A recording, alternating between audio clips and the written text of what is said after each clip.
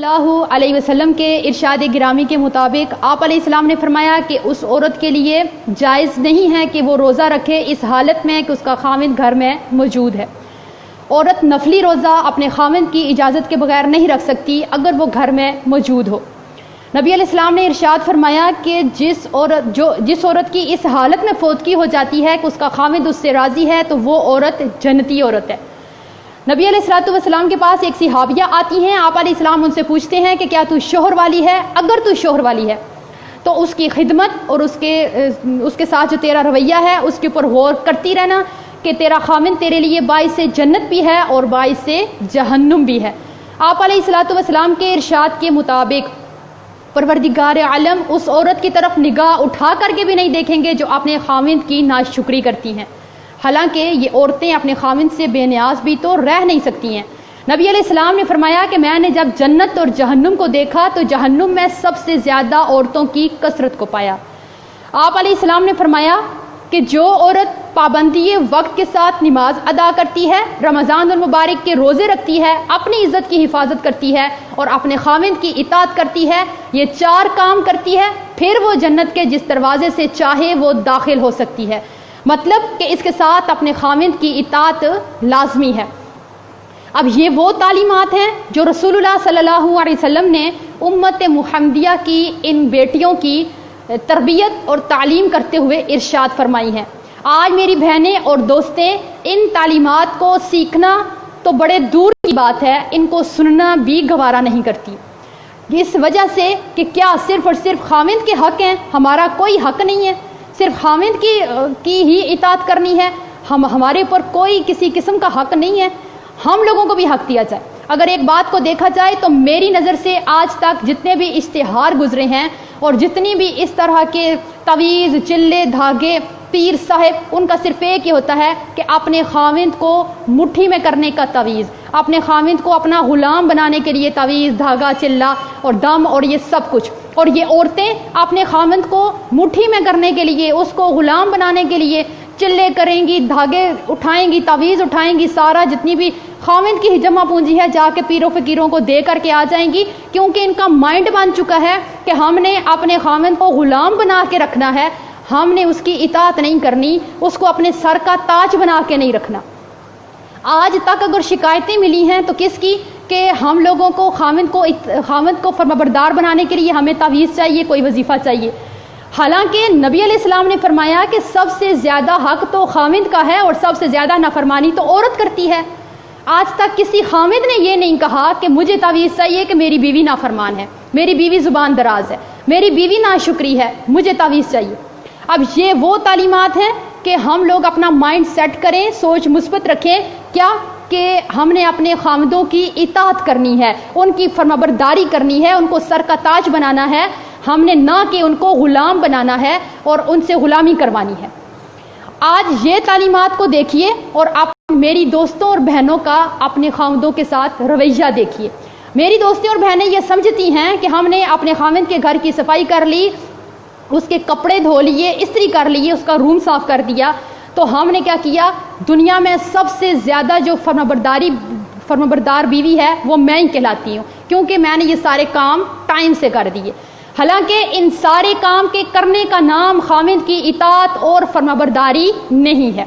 خاوند کی اطاعت کیا ہے، خاوند کی فرمانبرداری کیا ہے، اور وہ کون سی وجہ ہے کہ جس کی وجہ سے آپ کا خاوند آپ کے اوپر توجہ نہیں دیتا اور آپ کا گھر کبھی بھی پرامن پرسکون نہیں رہ سکتا؟ وہ وجہ کیا ہے؟ دیکھتے ہیں حضرت ام سلیم رضی اللہ تعالی عنہا کا ایک حدیث۔ ان کا بیٹا بیمار ہے، بیمار بیٹا چھوڑ کر کے خاوند سفر پہ چلا جاتا ہے۔ جب خاوند سفر پہ جاتا ہے تو بیٹے کی ڈیتھ ہو جاتی ہے۔ یہ بیٹا جب فوت ہو جاتا ہے تو ان کا خاوند سفر سے واپس آتے ہیں تو ام سلیم مسکراہٹوں کے ساتھ، پیار کے ساتھ، محبت کے ساتھ اپنے خاوند کو ریسیو کرتی ہیں، گھر میں راحت، خوشی اور پرسکون ماحول بناتی ہیں، اپنے بیٹے کا جو دکھ ہے، اپنی ممتا کو مار کر کے اتنی بڑی پریشانی بھی اپنے خاوند کو نہیں بتاتی ہیں کہ میرے خاوند کیا ہوں گے، اس خبر کو سن کر کے پریشان ہوں گے، تو میں یہ خبر ان کو سنا کر کے پریشان کر کے نافرمان بیوی میں نہ لکھتی جاؤں۔ آج ہمارے ہاں اب آپ سوچئے کہ آپ اپنے خامند کو یہ سکون، یہ والا سکون اور یہ دلی تسکین، یہ ماحول ان کو دیتی ہیں۔ ہمارے ہاں کیا ہوتا ہے، خامند باہر کی صحبتوں کا، تھکاوٹوں کا، پریشانیوں کا تھکا ہارا جب گھر پہنچتا ہے، گھر پہنچتے ہی ہونا یہ چاہیے کہ اس کو مسکراہٹوں کے ساتھ ریسیو کیا جائے، اس کے لیے پرامن پرسکون ماحول بنایا جائے۔ یہ جو باہر سے تھکاوٹ لے کر آیا ہے، ایسا ماحول بنائیں کہ اس کو وہ بھی بھول جائیں۔ لیکن ہوتا کیا ہے، جیسے ہی خامند انٹر ہوا تو دن بھر کی جتنی چغلیاں تھیں، لڑائیاں تھیں، ہنگامے تھے، ختم ہوا، سودا سلف تھا، روتے بچے، بیمار بچے، دنیا کی جتنی پریشانیاں دن کو ہم لوگوں کو تھی، ہم لوگوں کو گھر میں جو تھکاوٹ بھی تھی، وہ ساری کی ساری ہم نے خامند کی انٹری کے ساتھ ہی اس کے اوپر دے ماری۔ اب کیا ہوگا، جو بندہ پہلے ہی گھبرا کے تنگ آ کے اس ماحول سے گھر میں آرام اور سکون کے لیے آیا ہے، آپ آگے سے اس کو اس طرح سے پیش آئیں گی تو وہ آپ پھولوں کے ہار نہیں پھیلائے گا، وہ مسکراہٹیں نہیں بکھیرے گا، اس کے منہ سے پھول موتی نہیں جھڑیں گے، پھر وہ بھی غصہ کرے گا، تنگ آ کر کے غصہ کرے گا، لڑائی ہوگی، جھگڑا ہوگا، تو وہ کیا کرے گا، اس گھر کو چھوڑ کر کے، آپ کو چھوڑ کر کے وہ اس جگہ چلا جائے گا جہاں پہ اس کو پیار ملے گا، محبت ملے گی، دل کا راحت ملے گا، ذہنی ٹینشن اس کی دور ہو جائے گی، وہ والی جگہ دیکھ لے گا۔ پھر ہماری دوستیں اور بہنیں شکایت کرتی ہیں کہ ہمارے خامند ہم سے پیار نہیں کرتے، ہمارے اوپر توجہ نہیں دیتے، ہمارے گھر میں ان کا دل نہیں لگتا۔ اب دیکھتے ہیں کہ آپ نے ام سلیم جیسا گھر میں ماحول بنایا کہ آپ کا خامند گھر میں اس سکون میں آ کر کے رہے کہ وہ کسی کی طرف ایک نگاہ اٹھا کر کے نہ دیکھے، اس کا گھر کے بغیر کسی جگہ دل ہی نہ لگے۔ آج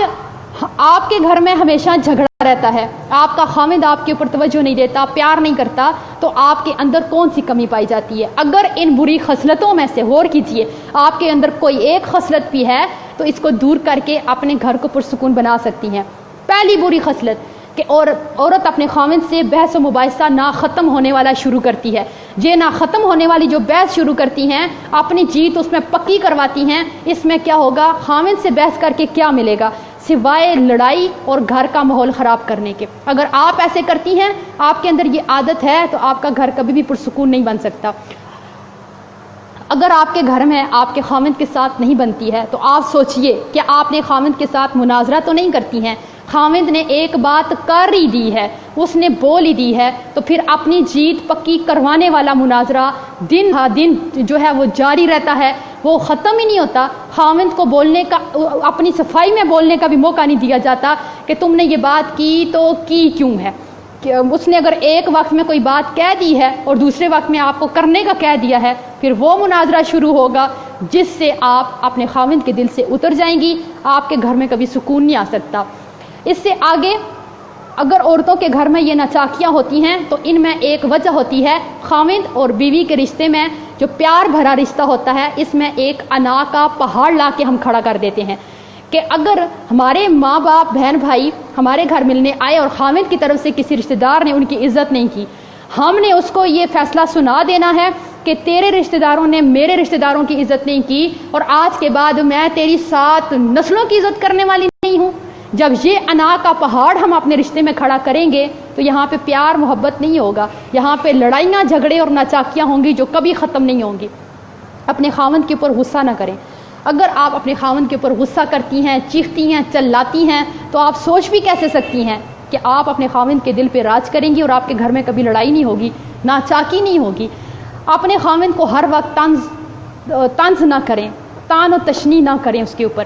اپنے خامند کے ساتھ زبان درازی نہ کریں۔ یہی وجوہات ہیں۔ اب عورتیں جو ہیں، ہم عورتیں اپنی زبان درازی میں ویسے بھی بڑی مشہور ہیں۔ اپنی زبان جو ہے ہم اگر کنٹرول میں رکھ لیں اس وقت جب کہ خامند کو غصہ آیا ہے یا اس وقت جب کہ آپ کو غصہ آیا ہے، تو بڑے بڑے فیصلے ہونے سے ہم بچ سکتے ہیں، بڑے بڑے ہنگاموں سے بچ سکتے ہیں۔ عورت جب اپنے خامند کی عزت نہیں کرتی تو خامند کو اس میں کوئی دلچسپی نہیں رہتی۔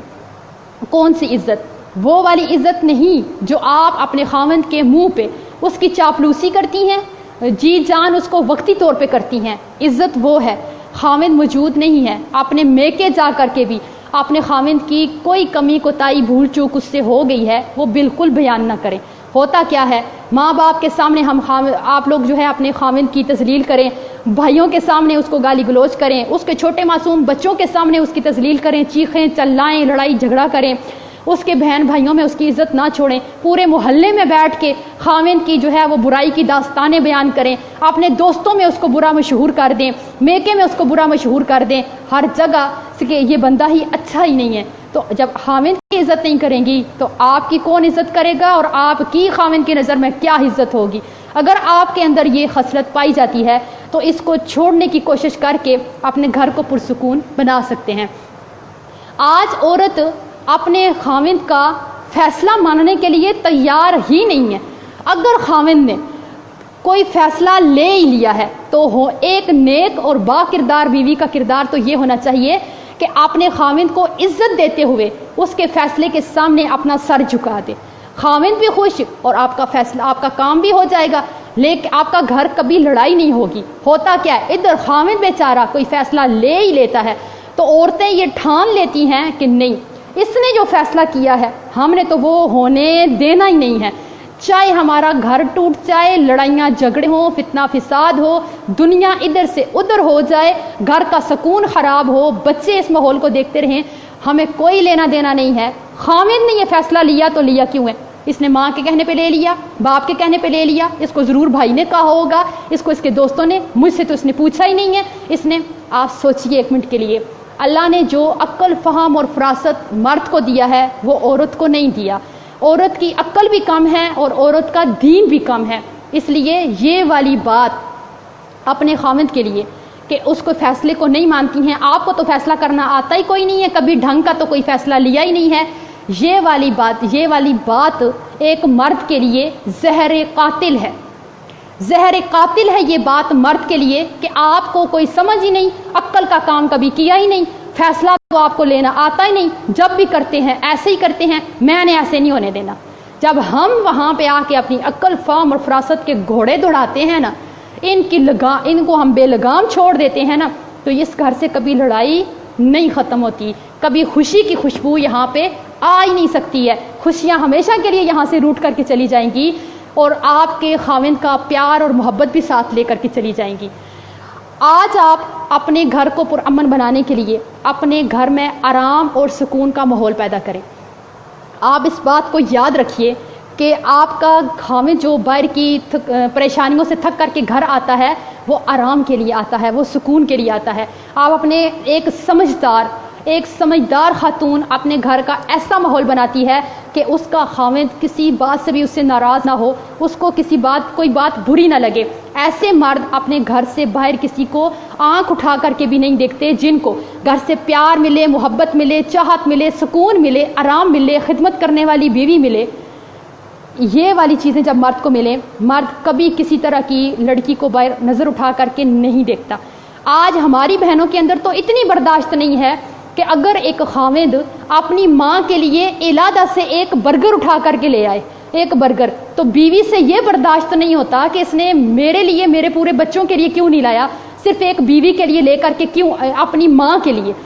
لیے لے کر کے کیوں آیا ہے۔ تو یہ والی بات بھی ہم سے ہونا تو ایسے چاہیے، ایک با کردار بیوی اپنے خاوند کو خود اس بات کی جو ہے وہ آپ لوگ توجہ دلائیں، اس کو ٹائم دیں کہ آپ اپنے والدین کو ٹائم دیجئے، ان کی خدمت کیجئے، ان کی ہر ضرورت کو پورا کیجئے، یہ سوچ کر کے کہ وہ تیری جنت ہیں، اور یہ دیکھ کر کے کہ کل یہ ہمارے بچے بڑے ہوں گے، یہ ہماری بھی اسی طرح سے عزت کریں گے اور ہماری کیا کریں گے، عزت بھی کریں گے اور خدمت بھی کریں گے۔ آپ سوچئے اگر بیوی کے والدین آپ کی بیوی کی جنت ہیں تو شوہر کے جو والدین ہیں وہ اس کی جنت ہیں، آپ اس سے اس کی جنت چھیننے کی کوشش مت کیجیے، نہیں تو یہ ساری جو ہیں وہ باتیں ہیں، وجوہات ہیں جس کی وجہ سے ایک عورت کا گھر اگر اس کے اندر یہ والی باتیں پائی جاتی ہیں تو کبھی بھی خوشیوں بھرا گھر نہیں بن سکتا۔ اگر آپ کو اپنے خاوند سے شکایت ہے تو آپ اس کی بے رخی کی شکایت کرنے کی حقدار ہی نہیں ہیں اگر آپ کے اندر یہ والی ساری بری خصلتیں پائی جاتی ہیں۔ اگر آپ یہ سارے حق ادا کریں، نبی علیہ الصلوۃ والسلام کی تعلیمات کو دیکھیں اور پھر اپنے رویے کو دیکھیں، تو آپ کا گھر ممکن ہی نہیں ہے کہ آپ کا گھر جنت کا نقشہ نہ پیش کرے، پرامن نہ ہو، پرسکون نہ ہو، آپ کا خاوند آپ اپنے خاوند کے دل پہ راج کرنے والی نہ بن سکے۔ آج اگر آپ یہ سمجھتی ہیں کہ ہم جو ہے یہ دو چار جو کام ہیں ہمارے، کپڑے دھونے سے لے کر استری کرنے تک اور کھانا بنانے سے لے کر برتن دھونے تک، یہ سب ہم کر کے اپنے خاوند کا حق ادا کر دیتی ہیں، تو آپ بہت بڑی غلطی پر ہیں۔ آج تک عورتوں نے بیویوں نے اپنے حق لینے سیکھے ہیں، آپ نے خاوند کو دیا کیا ہے، اس کی خدمت کی کتنی ہے، اس کو حق دیا کیا ہے۔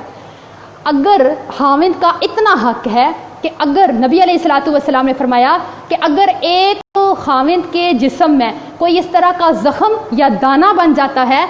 جس کو ایک عورت اپنی زبان سے چاٹ کر کے صاف کر دیتی ہے، اس کے پیپ کو، زخم کے گند کو، لہو کو زبان سے چاٹ کر کے صاف کر دیتی ہے، یہ عورت اپنے خاوند کا پھر بھی حق نہیں ادا کر سکتی۔